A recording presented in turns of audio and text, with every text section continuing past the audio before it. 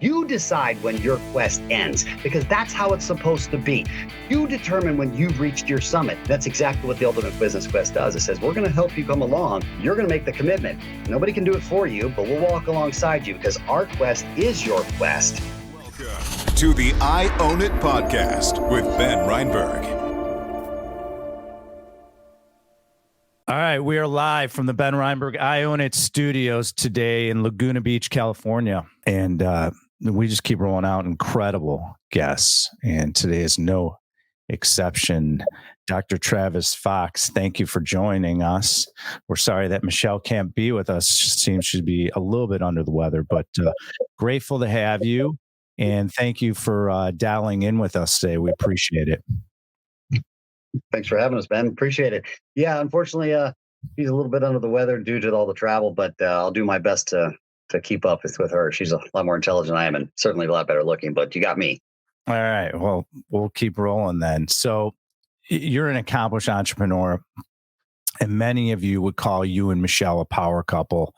Let's kick this off. And can you share about your respective journeys into entrepreneurship for our listeners? Yeah, sure.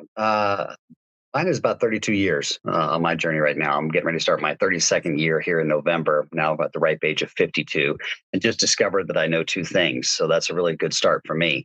This is my third go round on the journey. For me, actually started my career wanting to be a professional golfer by way of my father's invitation. And at 19, I attempted that for about a year and change, and realized I went from this is what I'm supposed to do to complete head case, because I suffer from a beautiful thing called perfectionism. And golf and perfectionism are wonderful experiences to go together. And that actually started me on my psychological journey. And from there, ended up going back into university and getting my doctorate in psychology, and then went on even further because I'm a how-to guy. And I got really stuck on, well, we can talk about it all day long, but how do we do it? I'm that guy.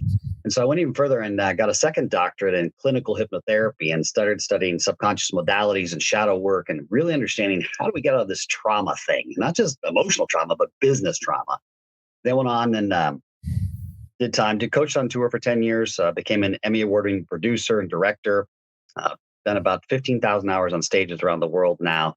And here we are 32 years later, and for me, it became this journey of, how do we actually make business fun again? How do we make this a process that we all want to do, not have to do, and really make work and fun one? Because we're all told at a young age, you can be anything that you want to be, Ben. You can go out and be this or that, president of the universe, go to the moon, whatever it is you want to do.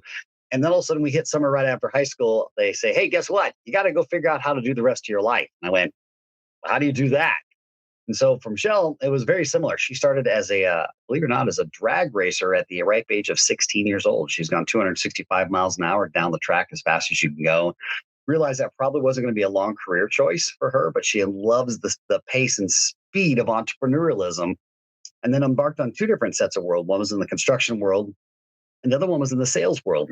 She had her two exits, and we collided, literally, not to use drag racing as a fun, about 5.5 years ago on doing a corporate turnaround.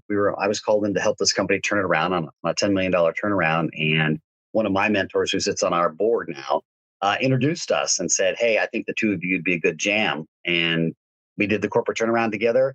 And I said, hey, these are a couple things that I'm into in the background. I really think this would be a good go of it. And here we are 5.5 years later, and the Ultimate Business Quest now coming out, and over 150,000 people have gone through the journey, and we're on our way to 1 million. And by the end of 2024, we expect to be over 10 million people going through the quest and beyond. And that's kind of the snapshot. Well, I appreciate what you just said, because at my company, Alliance, we are very into personal development. I do personal development on a daily basis, and I'm totally a fan of what you and Michelle do. Thanks. And I love it because the human mind is so powerful, and the subconscious. And we figured out that issues we had. So I've been in business for almost 3 decades, and we own commercial real estate around the United States. People know our company. Sure. And one of the challenges we had was, how do we retain employees in this marketplace? People jump around. We have a lot of offices around the country. We have folks that are working remotely. And we had to say to ourselves, Travis, how do we do this? How do we deal with the human element? How do we deal with people in a silo working from home, or we get them an office, a shared office suite somewhere? And we took a step back and we hired a human behaviorist. And that was a game changer to allow us to say, how do people's personal lives bleed into their business life, which we knew for years, but no one was willing to raise their hand and say, Travis, we have an issue here.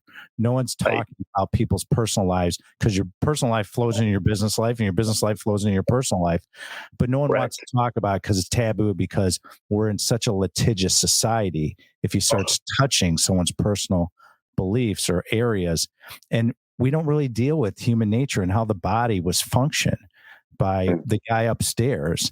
And so I really appreciate what you and Michelle do, because it's really what happens out in the world. It's the truth. It's how the human mind and how people react in emotions, and how to balance your emotions, and how to communicate with people, which is what we all continue to strive to do. So explain to everyone, I understand it, but how does the Ultimate Business Quest app work? Yeah, great question. And by the way, Ben, thank you for saying that. You're one of the first in the media space, but also in the personal development space, that has the same opinion we did, which was, hey, look, this bifurcation that work and play are separate, that your work life and your personal life are separate, which I always chuckled when, how do you take you out of both of those things, and how do you separate those things? And more importantly, why would you want to? And secondly, why wouldn't you want your work and your personal life to have some sort of blend, especially if you're an entrepreneur? And then thirdly, how come the theme has to be work? How come it's not fun? We've all heard the old cliche, love what you do, and then the rest of the things will come. Well, I don't know about you, Ben, but it sounds like you've gotten the same path we did, which was, I didn't love what I did at personal times, and it was tragic. It took a personal toll on my body or my relationship, and I'm sure many of the listeners here on the show can relate. But most importantly, how come it's not fun? Because we look at it from a thematic level, life's a quick go round. Like you and I both just said, we've been in this 3 decades, so the days ahead are a wee bit shorter than the days behind, just by probability. So why aren't we doing this for fun?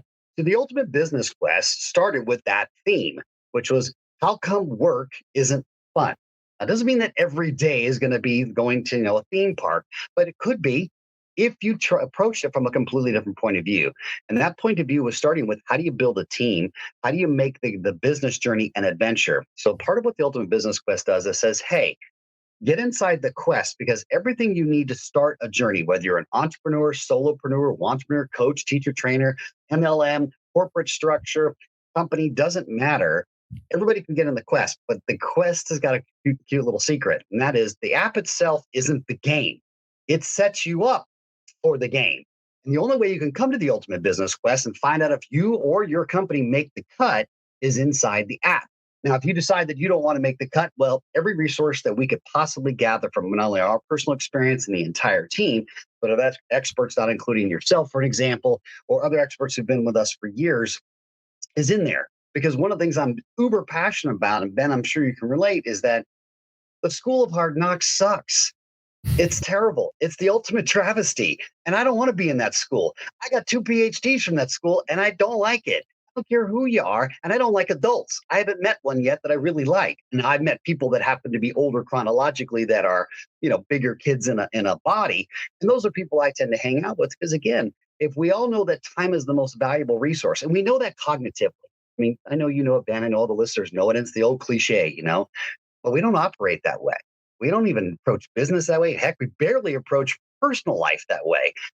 But we better start. And so the ideology of Ultimate Business Quest is, we're all about playing the serious game of business. Yes, there are real dollars involved. And yes, you can go from founder funding to fortune. And yes, we'll, in certain cases, get cash incentives to help your business get started. Because the number one thing that we solve is, to our knowledge, we're the only live action role playing game where you can actually take your dreams and turn them into a legacy by playing the serious game of business, and go from founder funding to fortune for real.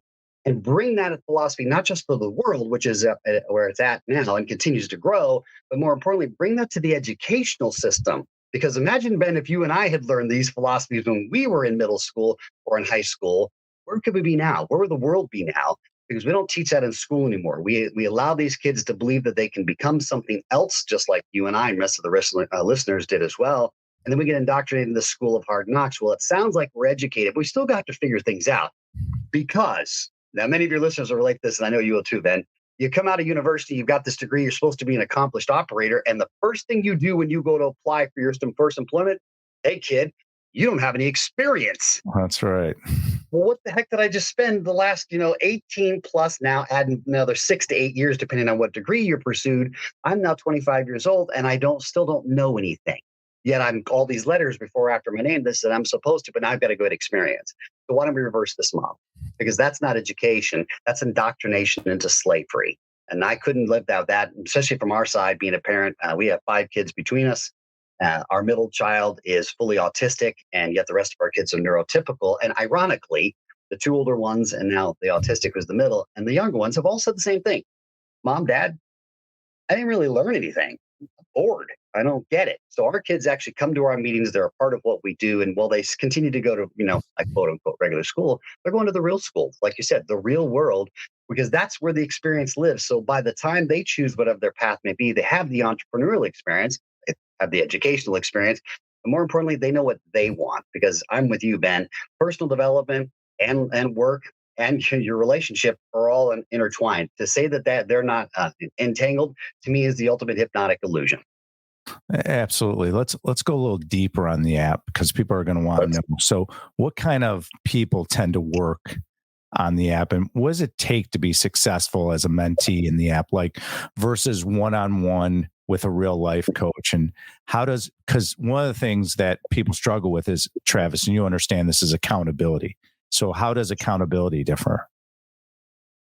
Right. Accountability. One thing, the first thing to be successful is, and we talk about this immediately in the app. Again, it's fully gamified. And part of what we did is and you'll appreciate this from this side, we took a more of an archetypal approach and masked it over the top of the actual journey. First of all, we make finger pointing fun and culture building fun. So instead of saying, hey, Ben, I can see that you're a super wizard, and, I can tell that you can analyze very well. And, that's really great. But, Ben, I really need to have you focus on not finding the flaw in everything that we're doing now.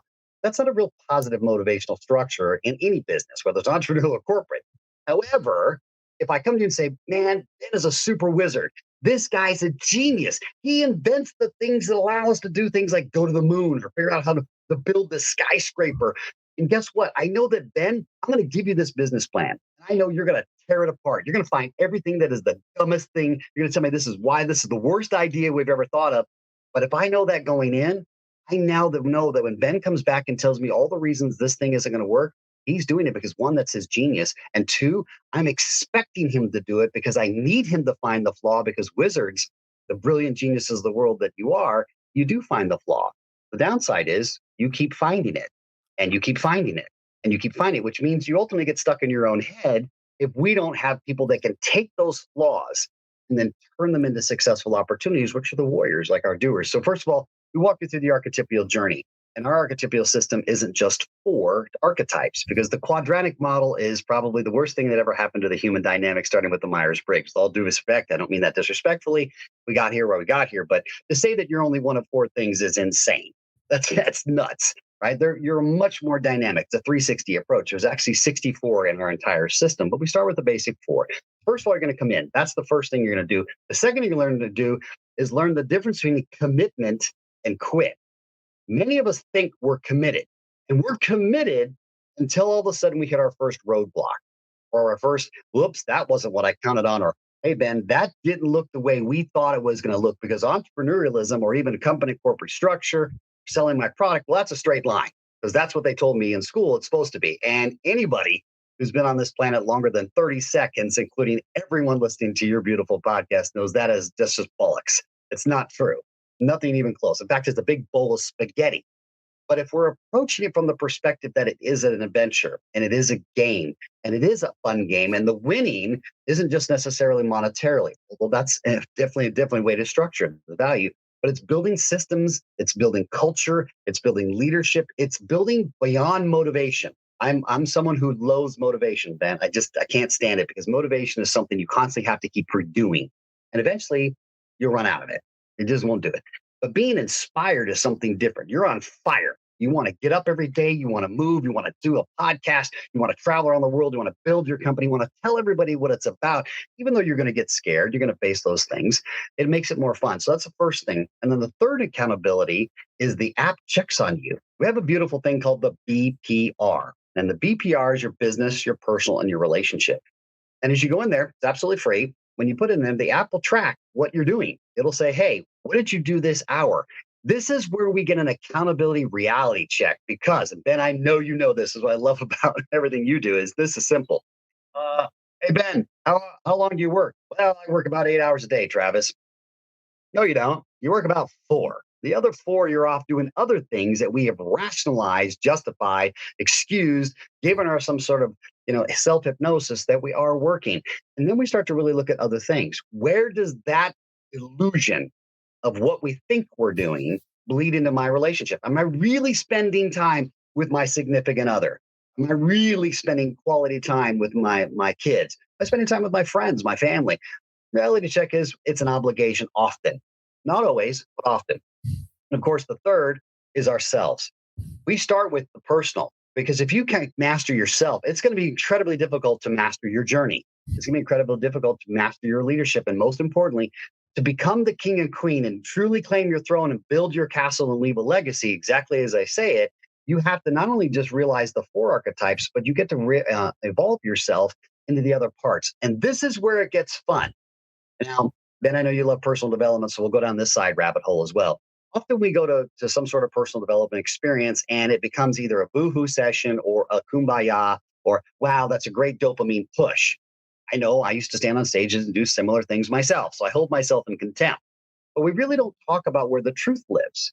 The truth lives in the dark of who we are. And I don't mean dark as in evil. I mean dark as in shadow. I mean as in trauma. And most importantly, business trauma.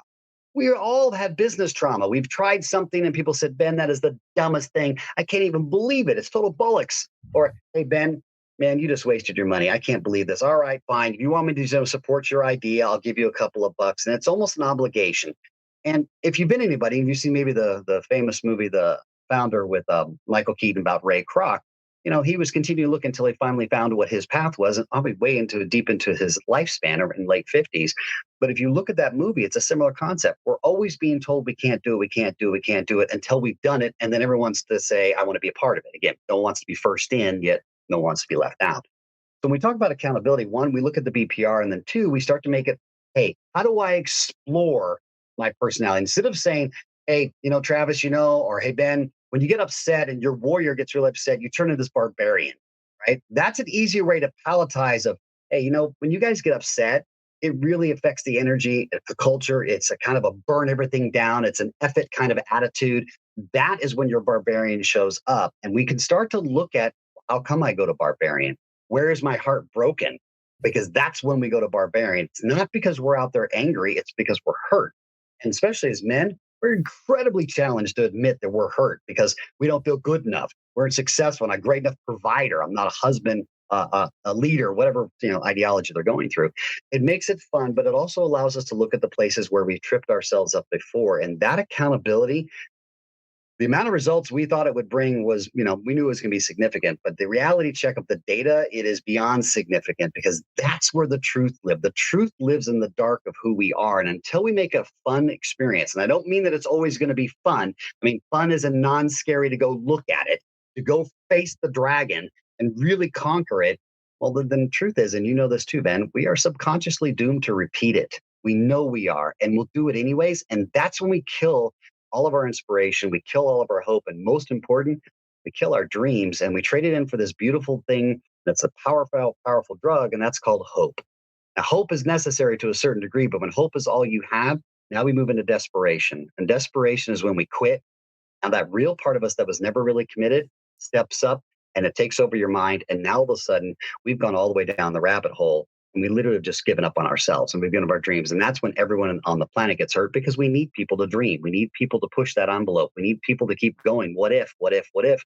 Otherwise, we wouldn't have a beautiful thing right now, having podcasts all the way around the world talking to each other. Somebody had to push this envelope. So those are some of the things that starts off with accountability and commitment and how you're going to start playing the game.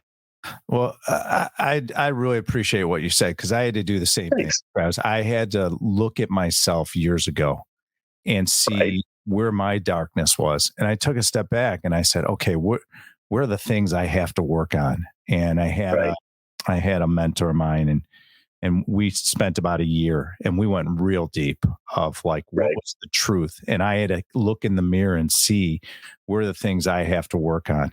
And Yeah. that's and over a year ago, that's why I got into meditation, because what meditation provided me, Travis, was it was the ability to be aware of these things that I was doing and working on, and how I was communicating and how I was interacting, and I wasn't focused, or maybe I wasn't listening well, or maybe I wasn't seeking the truth in what someone was telling Right. me. Right. So I went into that darkness years ago, and I looked Mhm. at it, and I didn't like myself, and I had to take a step back, and now I've become the best version of myself. And because for a long time I was very successful, I still am, and in commercial real estate, but I wasn't happy. And so for everyone out there is that, and if you listen to what Travis is saying, is take a step back, look at yourself, because a lot of us don't want to look at ourselves and see like where are we struggling? Why do we get triggered? Why do we get upset? Why do we not listen well? It's because of root experiences, things we had in the past that are affecting us. And if you can laugh at yourself, which is what I found when you do Yeah. something and really Oh, laugh yeah. and identify it, you really grow. And so let's talk about what it means to be a mindscape architect and a trio alchemist. Yeah. Talk about what it means to be both of those. Well, the alchemist is actually Michelle, so I'd love to say that's me, but that's absolutely not true. What Michelle's gift is incredible. I mean, imagine being, and I say this with the utmost respect, but the fact is, she's a very attractive woman. She is a competitive bodybuilder. She's had an incredible career, and she's surrounded by almost 80% male in this company, and she leads a company full of men. And that doesn't sound, in today's world like it's a big deal, but let's be honest, it is. Why? Because men, we have egos. We tend to be knuckleheads, just like you said so well. And I appreciate your vulnerability. I'm with you. That's exactly what killed my golf career, by the way. I had to go take a look at the truth. The truth was I didn't like golf. And I didn't like who I was on the golf course. So I was battling myself. Forget the game. I hadn't even got to the game yet. I was still dealing with Travis, because perfectionism and golf that's a bad combo. Just a bad date. Right. So it was not a pleasant experience. But Michelle, she's the alchemist. What she does is she takes, Guru John, who is really, when you talk about meditation, and I deeply appreciate that. We brought Guru John in because he's one of the youngest masters in the world, and he's fantastic at breathing and being not only just a martial arts master, but he's also a shaman. So he has the healer and the dragon on both ends of the spectrum, to the extreme, to the absolute extreme. I mean, he can obviously an incredible human being as a martial artist, but also the ability to help people see their own truths in a very unique way. And the way he starts everybody off, including myself, was breath. Because without breathing, it's over. I mean, done. Life's done. But also, two, you start to learn that fear and excitement are identical to your body chemically. It's the breath that makes it different on the interpretation. Example: when we're scared, it takes our breath away. But the subconscious keeps recording in that moment, as you all know too well, Ben. It keeps recording, and all of a sudden it's going direct into habit, into experiential. And then simultaneously, when we're excited, it's, oh my God, Ben, oh my God, it was amazing. We just sold the thing, this contract with a million people coming in. Oh my God, we're breathing. John teaches us how to take a breath to a whole new level so that we can literally control that emotional state. And I'm not talking about oppression. I'm talking about control it into focus, into laser, bring it into the moment of what you actually want it to be. Then you have Aaron. Is the incredible human being. This is a gentleman who has got a druidic experience, but yet grew up in Japan and was trained as an ninjutsu by the Grand Master. Yet he comes from a Viking druidic background, and his entire experience was, and it was the inventor of the archetypes, and said, "Well, how do I get through all these personalities that are running around in my head without sounding like I'm schizophrenic or I'm just off my rocker?" But more importantly, he then took it along with his beautiful wife and said, well, what if we apply this to working with at-risk youth and big residential treatment center? Because we know cog psych does have its elements, but we're dealing with kids who have gone through some pretty heavy stuff. I mean, you name it, they've been through it. And they're natural street psychologists on their own. So they're incredibly smart and manipulative to move around because of the trauma they've had to endure from adults, of people that are supposed to love them and care for them. It's been completely, polar opposite.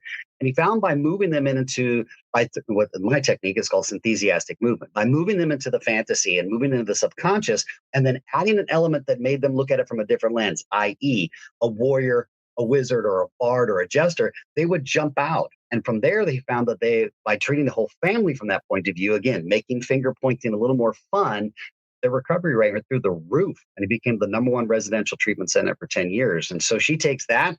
She takes me as the mindscape architect, because my job as the architect is, when I look at it, I can just see it. It's part of my training, and it's part of my natural gift, and my magic is I can see how a corporate needs to be structured. I can see the company. I can see its next steps. It just naturally comes for me to do it. It's something I enjoy doing. It's part of what I'm doing right now here across the pond.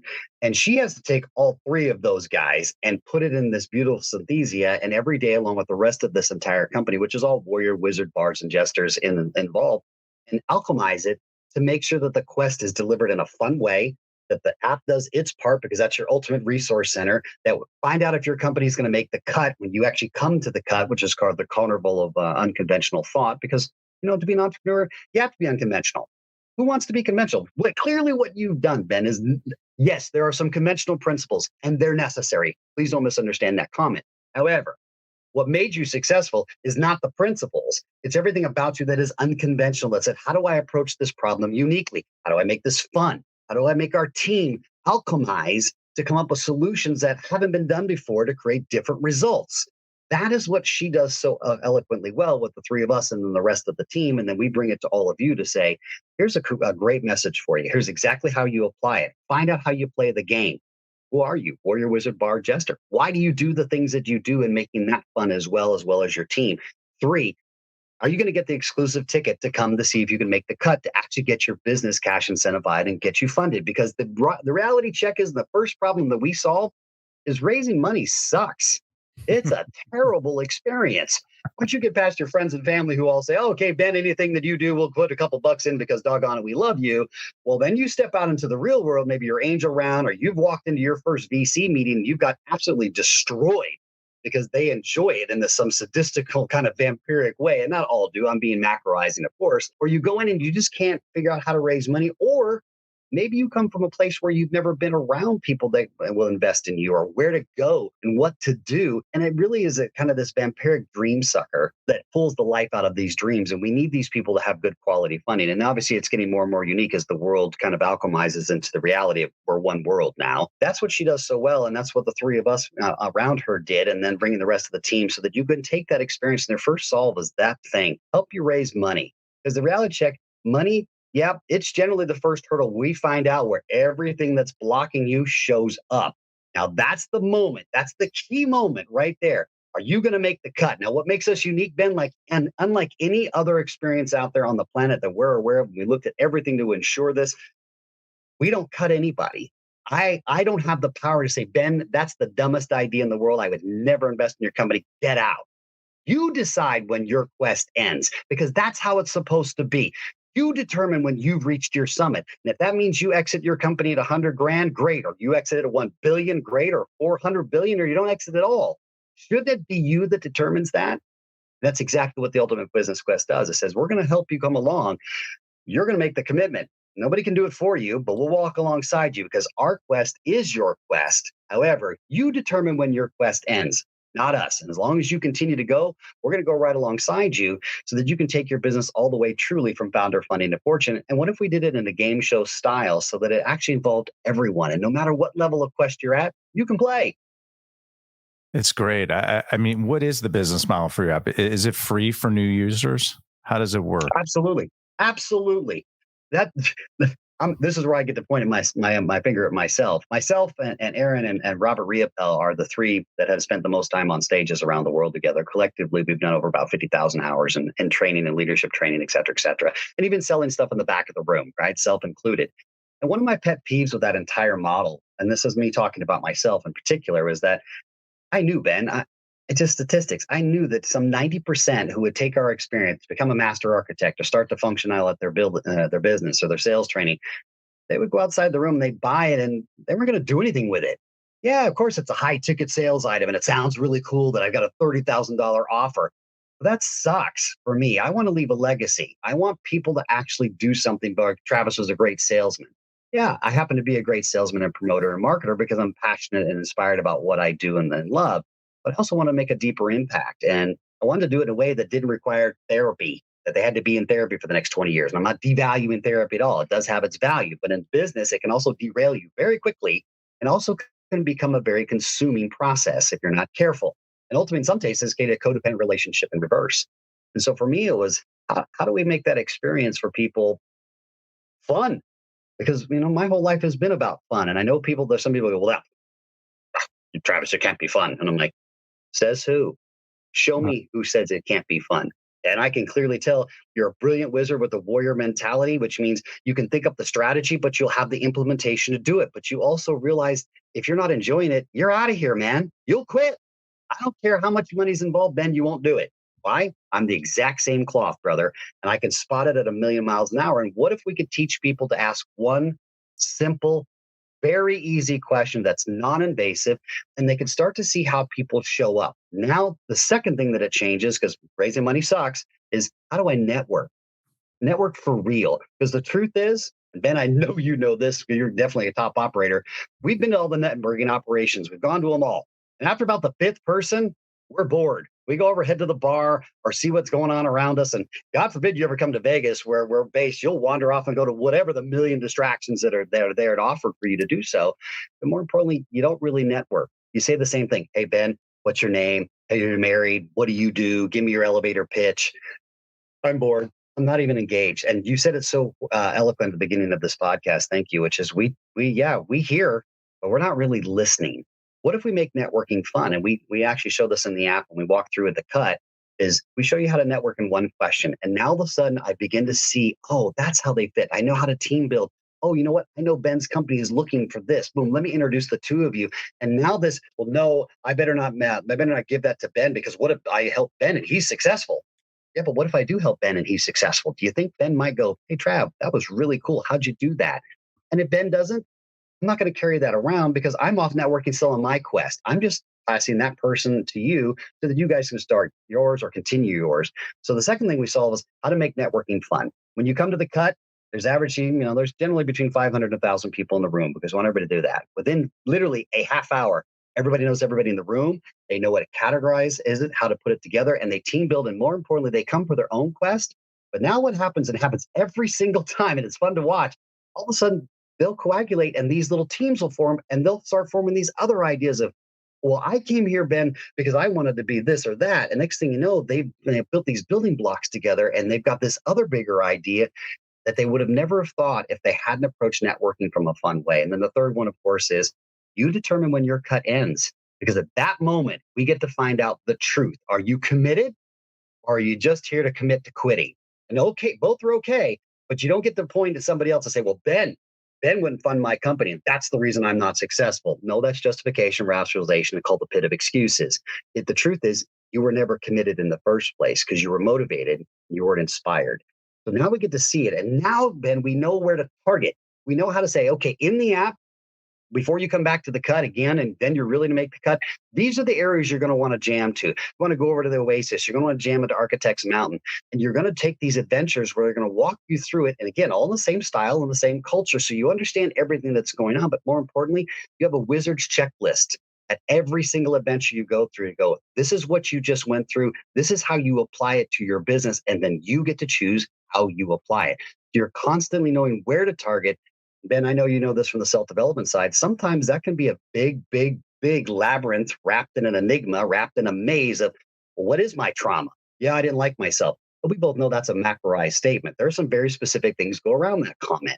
But if I know where to target, where are the parts of me that need to come out or that need to be developed, or more importantly, bring other people that complement so that I can build a team and build a kingdom. Now we're back to that original comment at the top of the podcast. It makes it fun. Now I'm ready to go back. Now I'm ready to make the cut. And now I'm ready to enter the carnival of unconventional thought because I got out of my conventionalism. I got out of how this is supposed to look as opposed to, hey, this is how it's supposed to feel. Now I know what my rudder is and I know exactly how to keep targeted as I move and pivot and go through the bowl of spaghetti of entrepreneurialism, but I still never lose target of what I want to experience as I go through this adventure. Most importantly, I know how to stay on target.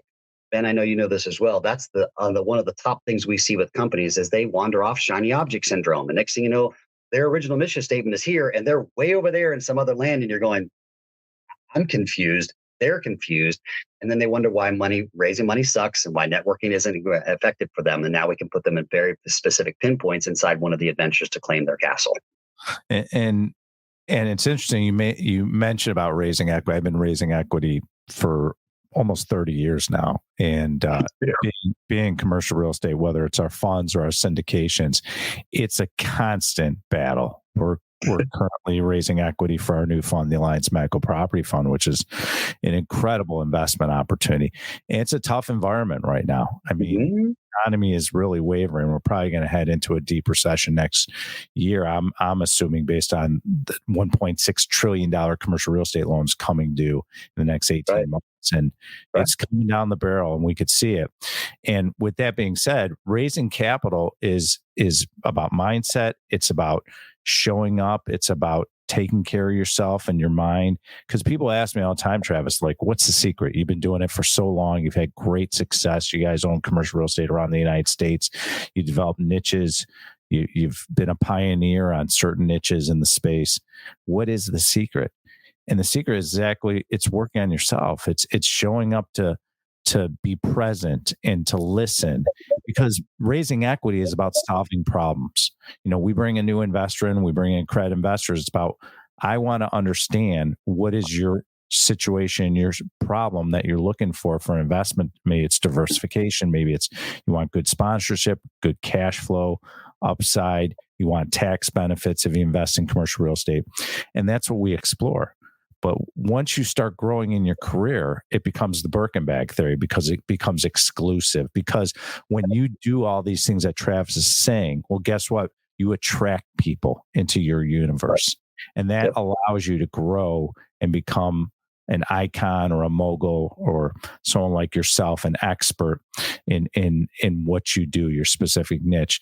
Did you raise outside capital for the Ultimate Business Quest before it took off? And how did you go about doing it?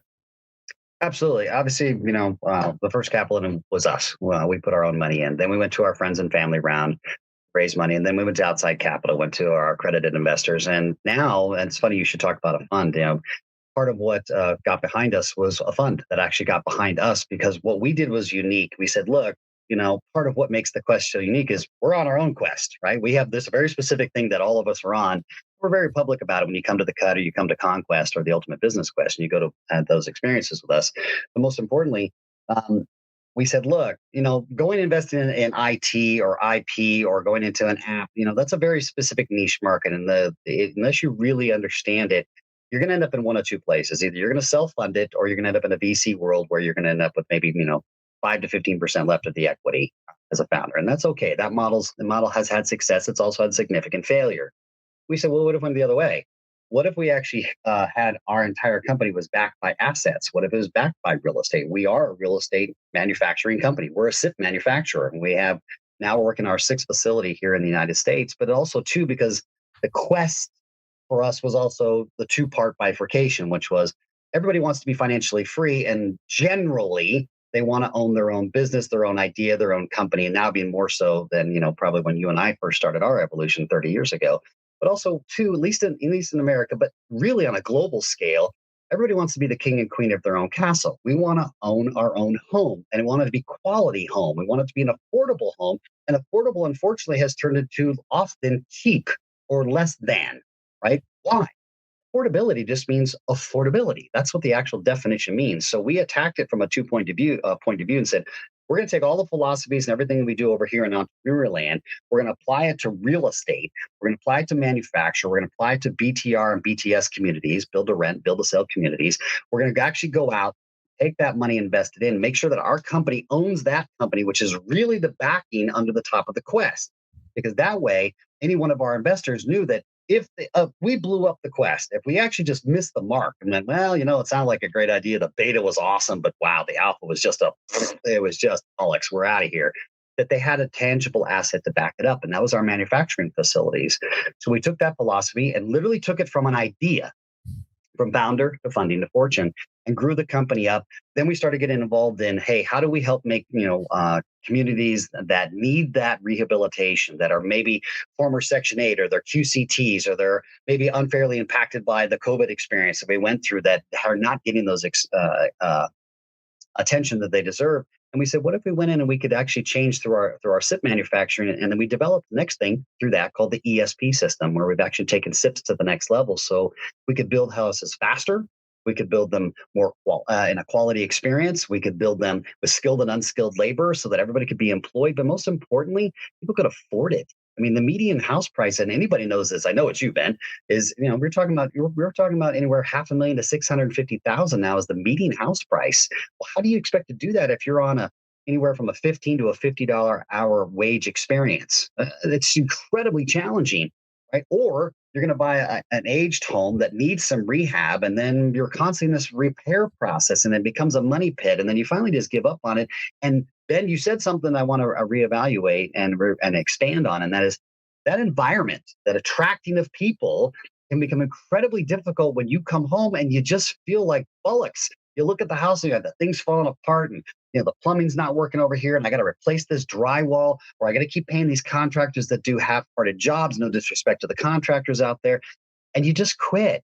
It just sucks the life out of you like a freaking vampire. So for us, we went out and started that model using our own techniques, our own experience, acquired companies, built it, continue to build it, still actively doing it today, and continue that company's valuation. And that allowed us then to say, hey, based on this investment, you're going to have this as your asset back, but understand that we are partitioning part of what we do over here. And this is how we're going to grow this, because part of what we do is also we have a small M&A fund that we use through our fiduciary and our SEC-backed experiences, and all of the lawyers who are a lot smarter than me.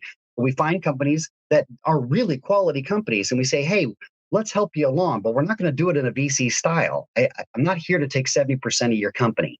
Risk is risk. And yes, we do risk averse management. We go through all the process. But man, sometimes, just sometimes, you just need someone to believe in you, just a nick, just a touch, just a little bump. And all of a sudden, it'll open up this beautiful experience. And it's happened time and time again. And so now part of what happened is the blending of both asset-backed investment and the ability to do valuation through growth on mass scale have collided. And the ultimate business quest has continued to grow. And that's how we continue to grow it. And that's how we continue to do the same thing and continue to grow. So everybody can play the quest, no matter whether you're, beyond fully accredited and at, the 10 million plus or $100 million level, or, hey, you're just starting out, you can get the app free and start the game. Either way, everyone should have a shot to go after their own quest. Again, you determine when you get cut from the quest.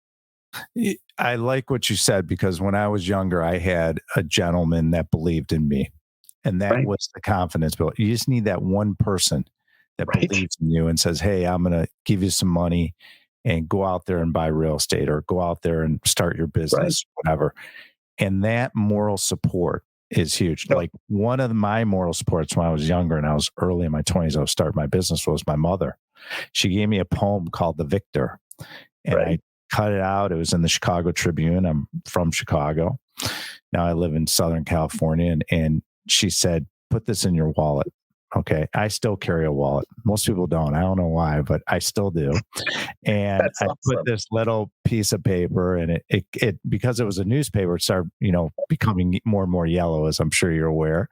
And I would read this poem. It was my inspiration, because for her, it was like, you can do it. You just got to keep pushing forward. You got to fail forward. And so you need that, and you need that person in your life. And for everyone out there, is find someone that you could surround yourself with that believes in you, that will encourage you. And I really appreciate what you said. So in your career and Michelle's career, what would you say the biggest financial risks you guys took, to get to this point?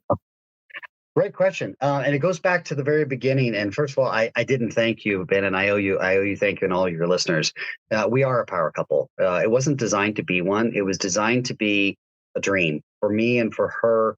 Part of what being in a relationship with someone that you could actually, build a business with, it's incredibly challenging. And, especially like I'll use our era. We're probably in the same age bracket based on a common conversation here. We went to work, or she went to work, or we had, sometimes it's a dual income family. I never understood that. I don't get it. And maybe I'm just the odd duck in the planet, and that's fine. When most kids, when I was 13, I was influenced by P.T. Barnum. I love Barnum and Bailey Circus because it was such an experience for me. And I'm like, how did this guy build a 150-year experience? We didn't have the internet. He barely had newspapers.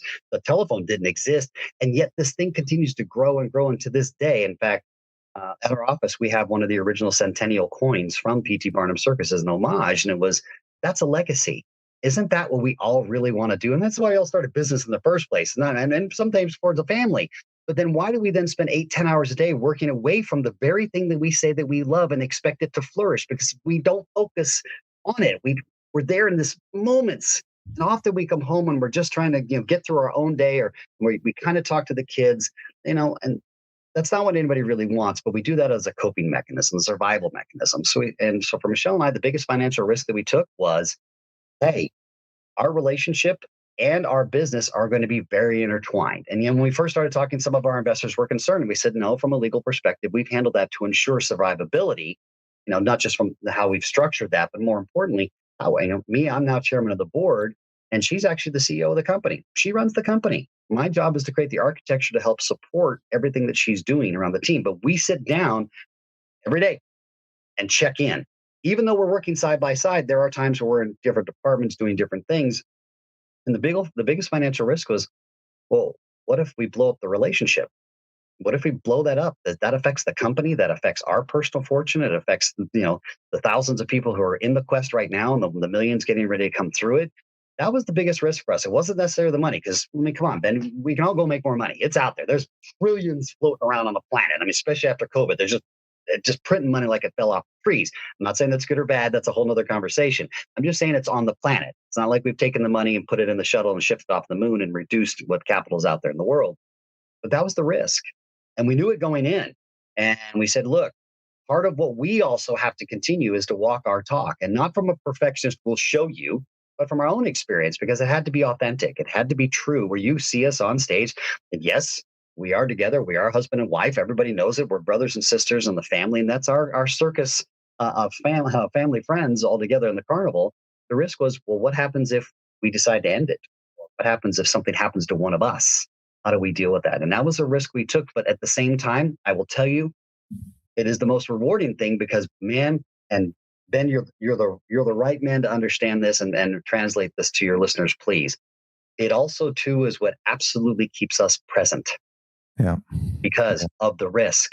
That risk aversion is, hey, if we aren't attentive to our relationship, if we are not attentive to the brothers and sisters inside the carnival and all the quest and all the other questers, and if we don't continue to create an environment where the misfit mavericks that we all need out there in the world, self included, Ben, you included as well, have a place they can come and feel like home, that's the risk. We are risking not only our relationship, but we're also risking our legacy. This is a life's work for us, right? It took me, and at this case, just under 30 years to be ready for this company, to be ready for this journey, ready to go. I'm ready to go back out again. And I'm really ready to take this for the legacy stage, because as we said at the beginning of the show, we're at the legacy phase. I'm on the back nine of life, man.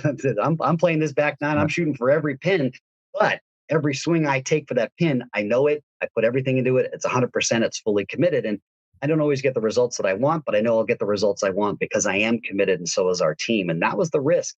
But I have to tell you, and unexpectedly, and someone who's a personal development guy, not unlike yourself, and who's been teaching it for years, I didn't expect the rewards of it. Of, wow, I've never had a relationship that had this kind of communication, that is so open and so transparent. And, it's having to have a conversation of, yes, I happen to be chairman, and yes, she's on the board with me, and yes, she is a co-founder simultaneously. We're equal. We created this and sat down and created this whole thing together.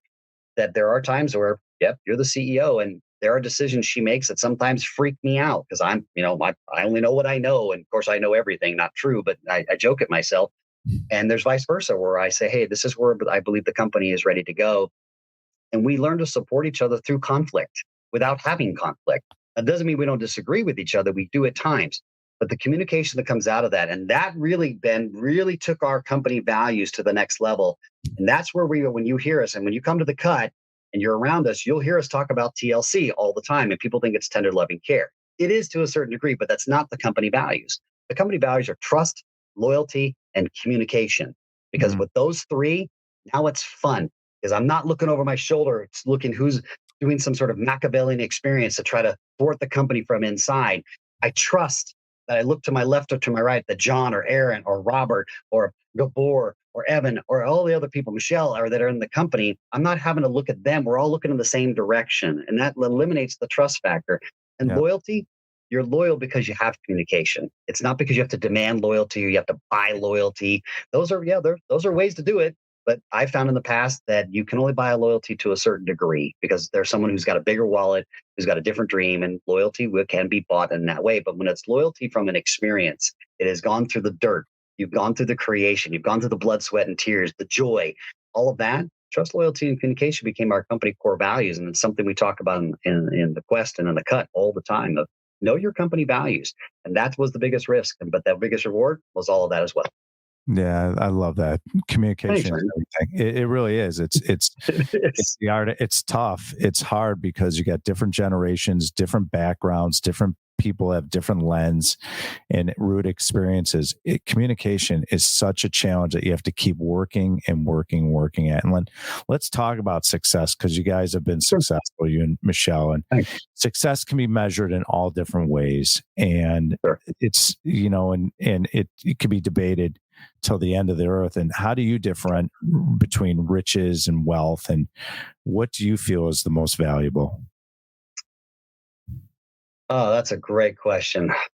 We have a saying in our company, and we talk to the questers all the time because part of what we've also done in the app, and I didn't address this, and your audience deserves this answer, is we also, when we talk about networking, we have a whole thing called business matchmaking, and it's based on everything that you've heard so far and beyond to make it fun. So you actually have a place where all the misfit masters, who we call our misfit mavericks, who are the entrepreneurs, who are the dreamers, who are the visionaries, who say, "What if?" You can network with other people right there inside the app. And there, you know exactly what their culture is because it tells you everything right there based on how the quest is built. So you have a place where you can call home. And the reward, that's the first reward, is when I actually get to watch, and I do it every day, but when we actually come to the cut and make the invitation, those who are ready to make the cut come, to watch them network and start to have fun again. Man, especially after the last, several years that the entire globe has gone through, fun has just become this very rare commodity.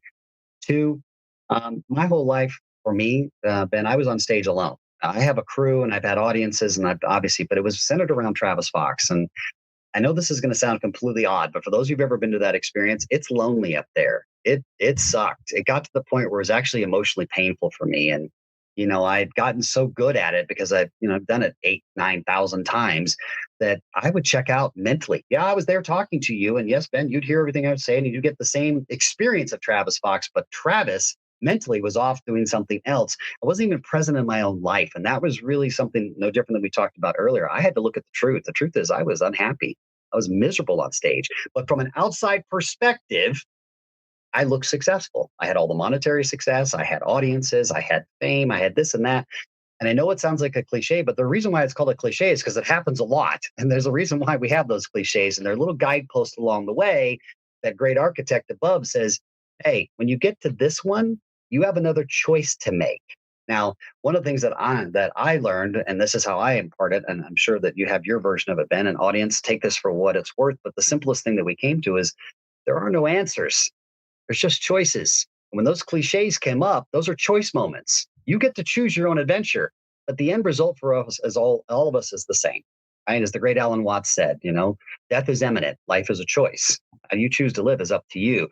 But why not make it an adventure? We all hear that, but very few of us really start to check in. And that's what the quest's first thing. So the first measure of success is I get to see people having fun again, building and chasing their dreams. Secondly, they're networking a place they call home.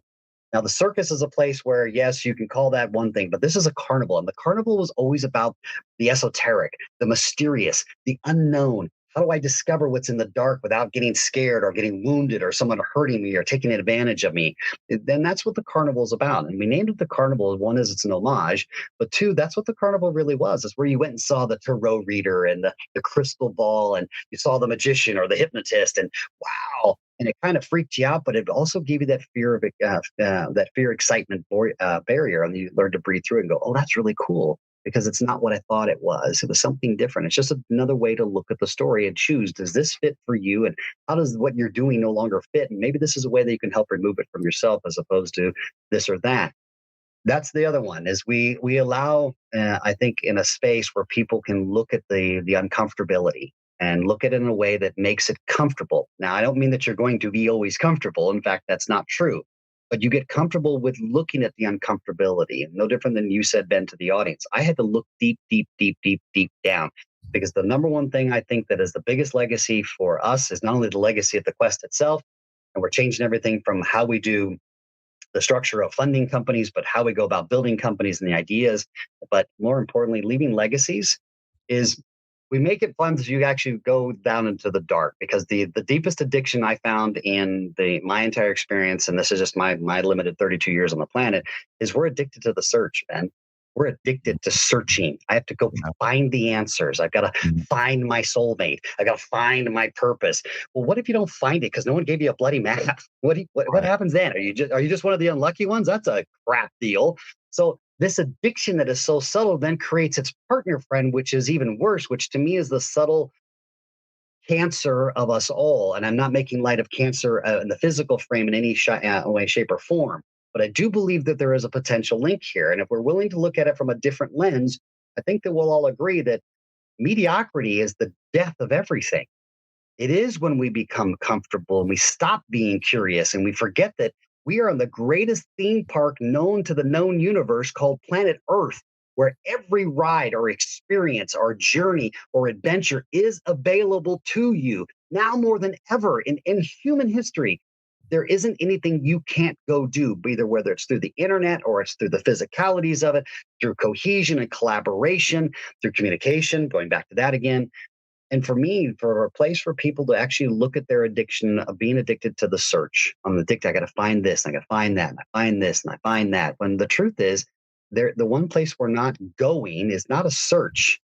It is a revelation. It is a revealing of the things that you have stuffed down to fit in to whatever you think you're supposed to fit in. And that's why we call ourselves misfit mavericks, because you have to be maverick enough to be a misfit to go, the thing that you think you're trying to shave off to fit in is probably exactly the superpower that's going to make your dreams a reality and your quest and your legacy real. And the first place you get to look at is how in the heck did you become so dang mediocre about everything you do? How come eating food isn't an experience when there's people starving on the bloody planet today, that food that you take for granted, they would give their left arm to feed their child. And yet we blindly turn an eye and go, man, and I've had this or that 100 times. It's the same old thing. Listen to what you're actually saying, because on your deathbed, I'll bet you a dime to a donut, puns intended, you'll eat that meal and you will savor it. But isn't that how life is supposed to be? Same thing with your company and your business and your relationship and your kids. The addiction of searching and the drug addiction of mediocrity, of being comfortable, that is the one thing for me that we get to give people a way to look at it, to finally own it as a pathway through it, and to find out, or the last and most important point, and I'll stop on this, you are not alone. There are millions of us who are misfit mavericks. In fact, every single one of you listening to Ben's podcast right now and on the planet, you are a misfit. The fact that you're on the bloody planet in and of itself, as Gary Vaynerchuk loved to say, it's 1 in 400 trillion that you're here, but you blindly don't take a look at it because we're so asleep, searching for this, searching from day my ship comes in, searching for the right soulmate, yada, yada, yada. And then everything else becomes mediocre. Food doesn't taste as good. Your eyes don't see things as brightly as they used to because you've dulled them. You don't feel as much as you used to, as intensely. And our autistic son is the one that reminded me of that myself, because he feels everything intensely. And hey, I wasn't. So it's a beautiful way to learn it. He's an incredible master that teaches without talking. He doesn't have to talk to say. He does talk, but he doesn't have to. Whereas the rest of us talk through our feelings as opposed to just feeling them. So for me, I think those are the biggest things we get to go through. Yeah, and that's the things we do. It's true. It's amazing how you see like things around us grow, but the human nature is we don't want to continue to grow because we're fearful. We're afraid to let go. And that's where I had to learn. And that's why personal growth has taken off, and we include it in our company as well, because it's so important to keep evolving, keep growing, keep learning, keep understanding the truth when someone's talking that we talked about. Because what ends up happening, Travis, and we see this in spades in our company in commercial real estate and what I do for a living, is that if you don't continue to evolve, you stay stagnant and you stay stuck. And so for everyone out there listening, is continue to grow, Be open to people's ideas. Increase your lens. Be a good listener, and you'll see, just like the ultimate quest and what Travis does, you could have tremendous growth in your career and your personal life. And so people always ask me, what's the secret? It's look at yourself, work on yourself, because the best version of yourself is going to attract. The universe is going to bring it in to where you need to be in your life. And that's what I had to realize a long time ago.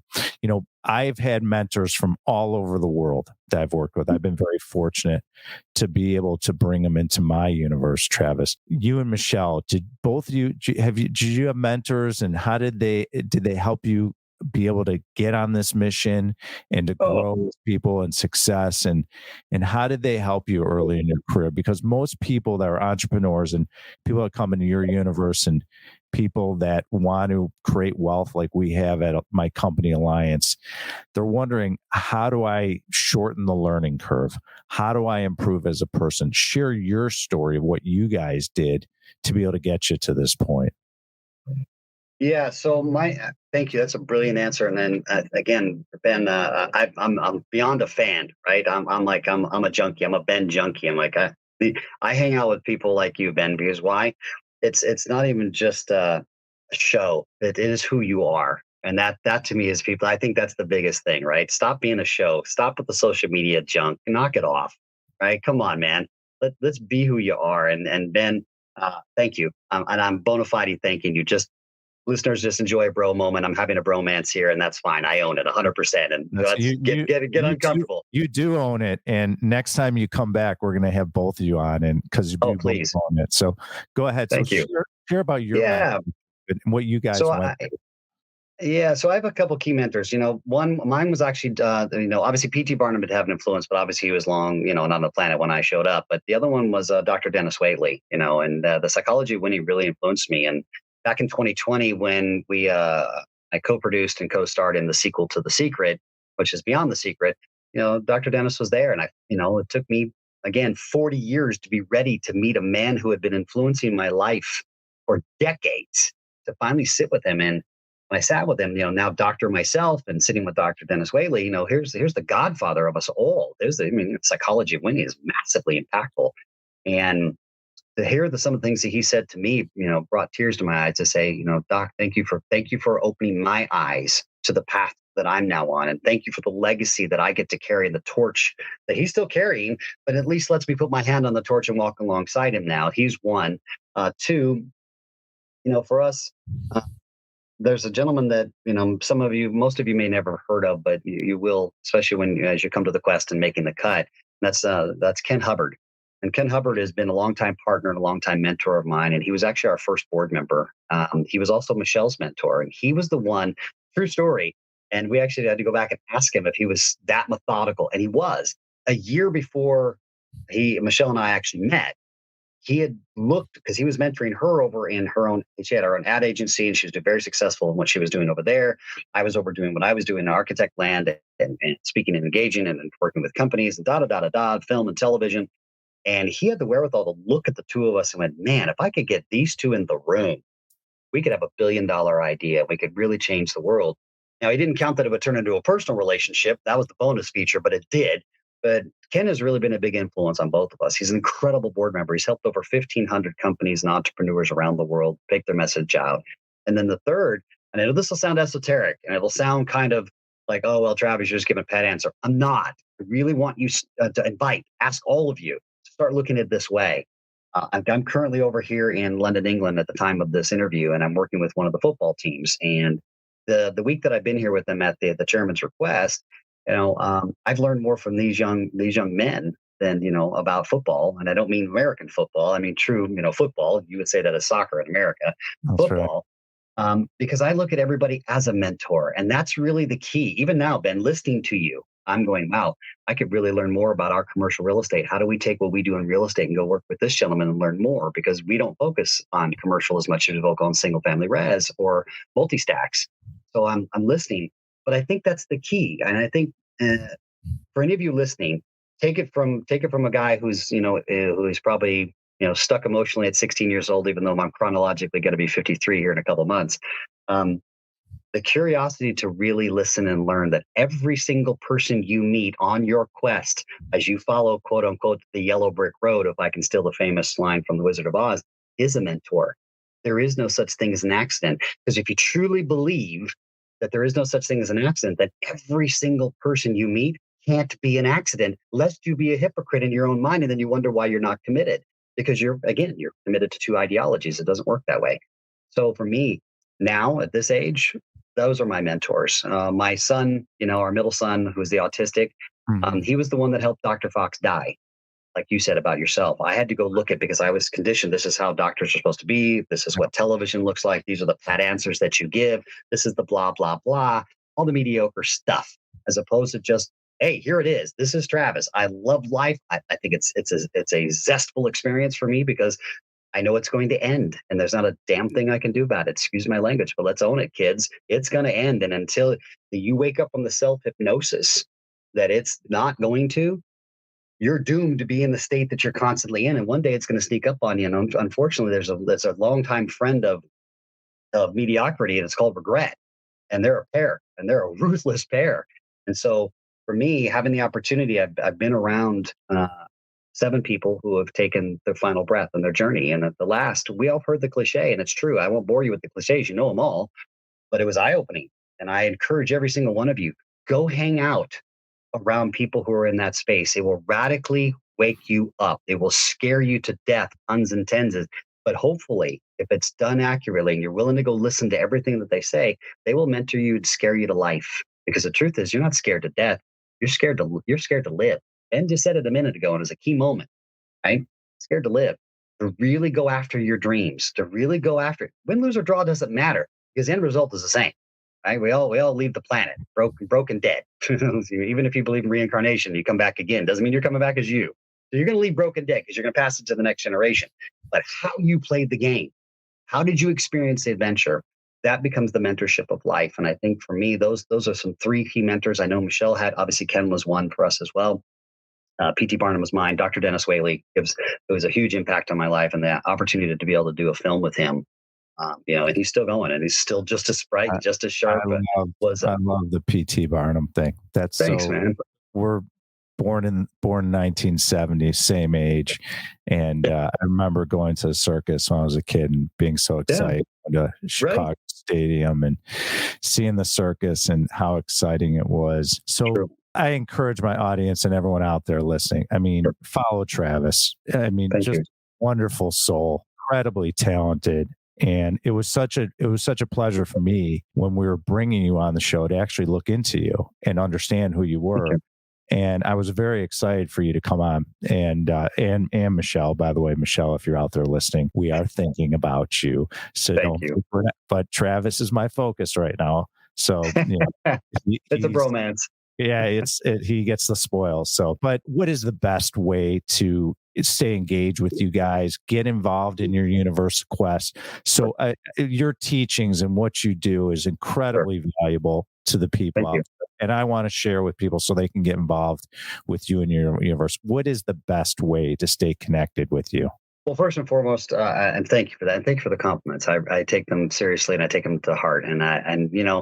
I wish more men could be like this with each other. It's like, hey, man, just admire. It's not competition. It's cooperation. Remember that, man. It's cooperation. That's what sports was supposed to teach us. Right? That was what sports was supposed to teach us. Absolutely. The answer to your question, thank you, Ben, is if you have an Apple or an Android, go to the store, the Apple store or the Google store, and look up the Ultimate Business Quest Business Empire. It looks like the logo on my hat. For those of you who are watching this, for those of you listening, look it up. It's absolutely free. Download it. Start your quest today. It costs absolutely nothing. Right? Except for a choice. Remember, there's no answers, there's just choices. Otherwise, you can go to theultimatebusinessquest.com.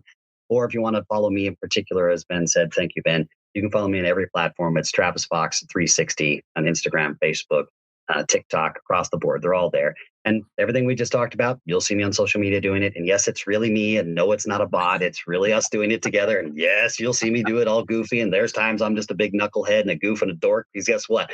I'm a misfit maverick too. And so come on in. Michelle is aware of this. She sends her deepest regards, audience, and she promises that she will be on the show when Ben will have us back in his scheduling, because it's a very popular show. We'll bring you guys Thanks, back. Man. All right. Well, we're going to wrap up with our 3 questions. Okay. Are you ready? Yep.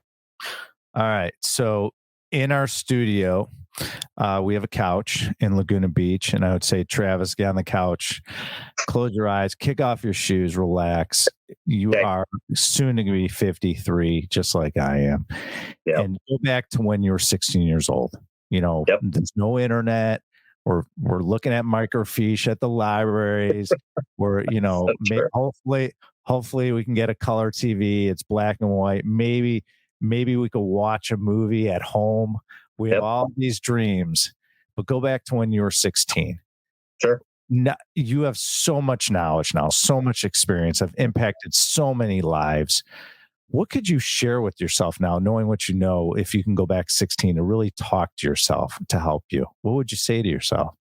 Well, that's easy. I talk to my 16-year-old all the time because I think I'm still in that exact same mindset. So that's an easy one. The reality, I would tell myself, and I'll say this the best way I can say it for those of you who will understand the comment. Don't listen to your dad. And I listened to my dad. I played golf for my father. I happen to be good at it. Still am good at it. But I played for my dad. I don't love golf. I like golf. And I love what the game has done for me. But you got to love it to play at that level. And the men and women that play at the game deserve it.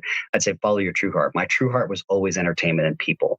I love people. I'm in the people business. I've always been in the people business. Some say, and have some accused me of, that maybe I am the modern day P.T. Barnum. Maybe I am the reincarnation of. Who knows? And if that is, it's a great compliment. But I'd say, hey, listen, kid, stay with the people. You always loved entertainment. You always loved being in front of them. And don't take the next 5 years believing that golf is really your path, because that path is incredibly painful. But I had to go through that pain in order to remind myself I love people and I love being around them because they're the most interesting thing on the planet. So stay true to your heart, follow it. Even when some people like your father don't agree, that's okay. You can still love your dad through the disagreement and save yourself the trouble. So it's our last day on earth. God forbid. It's just me and you. Yep. It's our last meal together. Your choice, Travis. What are we eating and what are we drinking?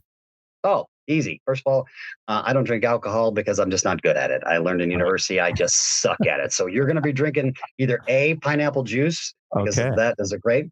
And we're going to be doing sushi because that is the time that when I was young, I grew up in Japan, and sushi and Japan have always been impactful on me. I love the culture of Japan. And we are going to have a full boat, one of those big ones that has the 146-piece sushi thing, until we are absolutely rolling off the floor. And then just for fun, we're going to finish off with a little bit of green tea ice cream. Well, I am going to have to talk to you. I'm going to Japan in a few months for the first time. So you have to give me some advice. I really appreciate that. That's fantastic. So in our studio in Laguna Beach, we have a black door. Okay. And we also have a grand piano. We have a drum set. We have electric and acoustical guitars. If you're in studio with me, Travis, and you could have any band or musician, they could be living or deceased, walk through that black door. Who is it? Who would walk through that door? It's your choice. And what song are they playing us? Oh, that's an easy one for me. No worries. That would be Seal, and his song from, I believe it was 1993, Crazy. Right? Okay. Because if we don't get a little bit crazy, not everybody wants to fly. Isn't that crazy? Why not? And that song has impacted me from day one. And the second song he's going to sing in the set is You're Amazing. Because when you start to realize that you really are amazing, you'll bring tear to your eyes and you'll start living your life through joy and starting saying that, hey, the thematic of fun doesn't stop when you're a kid if you allow yourself to stay a kid the whole way through life and stay curious. So Seal's going to be the guy, and we're going to have a great time while we're having sushi. Fantastic. Dr. Travis Fox, thank you so much for joining me. What a privilege. I mean, just a lot of fun having you on today, and we're really grateful. If you are interested in listening to more episodes like this with Dr. Travis Fox on the I Own It show, kick that right-hand button and click subscribe. Feel free to click the like button as much as possible and continue to do so, because as we say out in the ether, let it go viral. And to follow me, go to benreinberg.com. You can follow me on all the different social media platforms out there, as well as if you are an accredited investor and you're interested in building wealth and a legacy for you and your family, look no further. Go to my company, AllianceCGC.com. We are the leaders in investing in commercial real estate. We have a tremendous amount of passive investors we've built wealth for throughout the years. We have our brand new fund, the Alliance Medical Property Fund. It is the hottest fund on the market in the United States. Feel free to log on, and we will continue to help you grow financially and as a person. Dr. Travis Fox, thank you for joining us today. Thank you. It was great seeing you. Safe travels home back to the States. Thank you for listening to the I Own It podcast with Ben Reinberg. To hear our past episodes and connect with Ben, visit benreinberg.com.